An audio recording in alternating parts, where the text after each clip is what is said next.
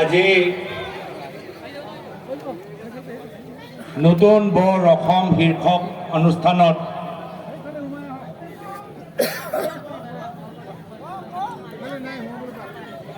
পশ্চিম আৰু পূব কাৰ্বি আংলঙৰ নেতৃত্বত আৰু ডিমা হাছাও সজাই নগাঁও জিলা কংগ্ৰেছৰ সহযোগত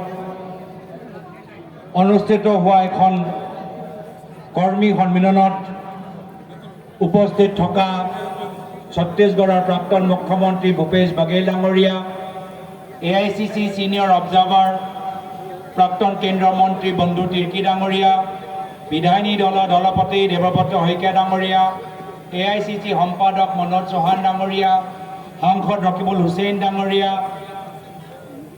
আমাৰ বিধায়কসকল যাদৱ চৰকাৰী ডাঙৰীয়া, নুৰুল হুদা ডাঙৰীয়া, আব্দুল ৰাহিম আহমদ ডাঙৰীয়া, শিৱামণি বৰা ডাঙৰীয়ানী, আব্দুল বাটেন খণ্ডেকাৰ ডাঙৰীয়া, শোভান আলী চৰকাৰ ডাঙৰীয়া, উপস্থিত থকা আমাৰ মঞ্চত বিনোদ বৰ্মা ডাঙৰীয়া, উপস্থিত থকা প্ৰদেশ কংগ্ৰেছৰ উপসভাপতিসকল, উপস্থিত থকা আমাৰ জিলা কংগ্ৰেছৰ সভাপতিসকল, ৰতন ইংতি ডাঙৰীয়া, অগষ্টিন এংখি ডাঙৰীয়া, জিলি চৌধুৰী ডাঙৰীয়ানী, ৰঞ্জুমণি বৰা ডাঙৰীয়ানী, উপস্থিত থকা আমাৰ হাঞ্চি ডাঙৰীয়া, ডিমা হাছাও জিলা কংগ্ৰেছৰ সভাপতি, মঞ্চত উপস্থিত থকা আমাৰ অঞ্চলৰ জ্যেষ্ঠ নেতাসকল, প্ৰাক্তন,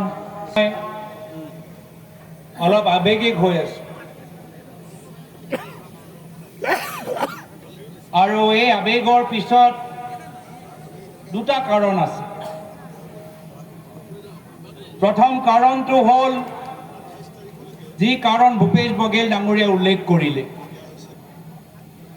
যে আমাক AICC আমাৰ শীৰ্ষ নেতৃত্ব মাত্ৰ 2 দিন দিলে কাৰ্বি আংলঙৰ ভিতৰত এটা কৰ্মী সন্মিলন আয়োজন কৰিবলৈ।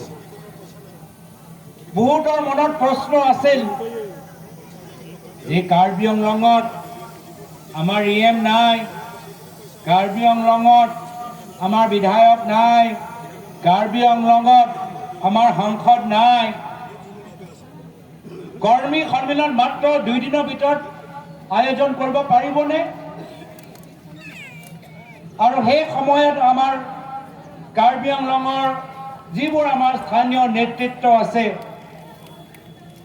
সকলৰ লগত মই কথা পাতিলোঁ আৰু সকলে ক'লে যে আপুনি চিন্তা নকৰিব, ভাল মিটিং হ'ব, আমি মিটিং কৰাই দেখাম। আৰু আজি ভূপেশ বাঘেল ডাঙৰে নিজে ক'লে যে ভাবিলে যে কমহে মানুহ হ'ব, কিন্তু চাওক দূৰ দূৰলৈকে মানুহবোৰ আমাৰ বহি আছে। ইমান সময় ধৈৰ্য সহকাৰে ৰাতিপুৱা 10টা বজাত আহি তথাপিও ধৈৰ্য ধৰি আমাৰ কথাবোৰ যে শুনি আছে, মই সকলোকে মোৰ অন্তৰৰ পৰা ধন্যবাদ, কৃতজ্ঞতা, শুভেচ্ছা জ্ঞাপন কৰিছোঁ।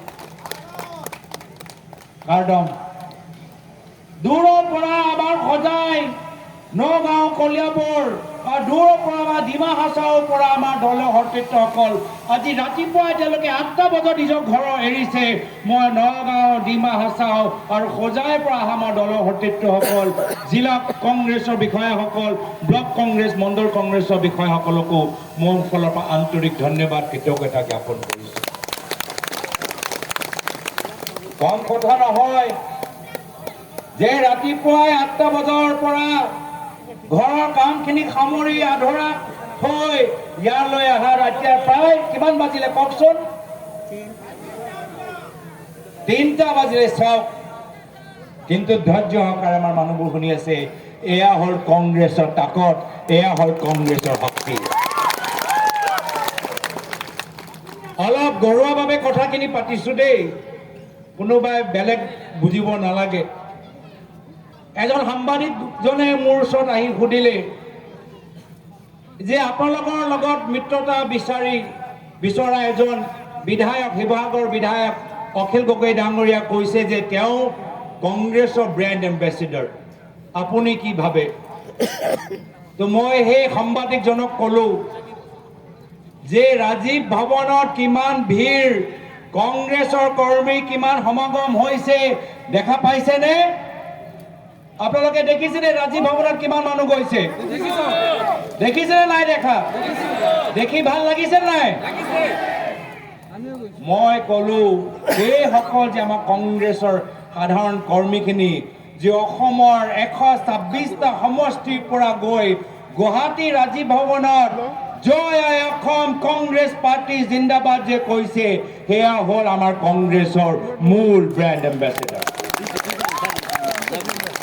মোৰ বাবে আজি ইয়াত উপস্থিত হৈ থকা হোজাই, নগাঁও, পশ্চিম, পূব, আমৰি, ৰংখাং পৰা অহা, ডিমা হাছাও, হাফলং পৰা অহা কংগ্ৰেছৰ কৰ্মী মোৰ বাবে মোৰ ব্ৰেণ্ড এম্বেচেডাৰ, আমাৰ দলৰ ব্ৰেণ্ড এম্বেচেডাৰ। আমাক আৰু কোনো ব্ৰেণ্ড এম্বেচেডাৰ নালাগে, আমাক মাত্ৰ আমাৰ কংগ্ৰেছৰ কৰ্মী আমাক লাগে। আপোনালোকে প্ৰতিটো বুথৰ ভিতৰত কংগ্ৰেছৰ পতাকা ধৰি কংগ্ৰেছ জিন্দাবাদ কওক আৰু কংগ্ৰেছৰ নেতৃত্বৰ চৰকাৰ অহাটো নিশ্চিত।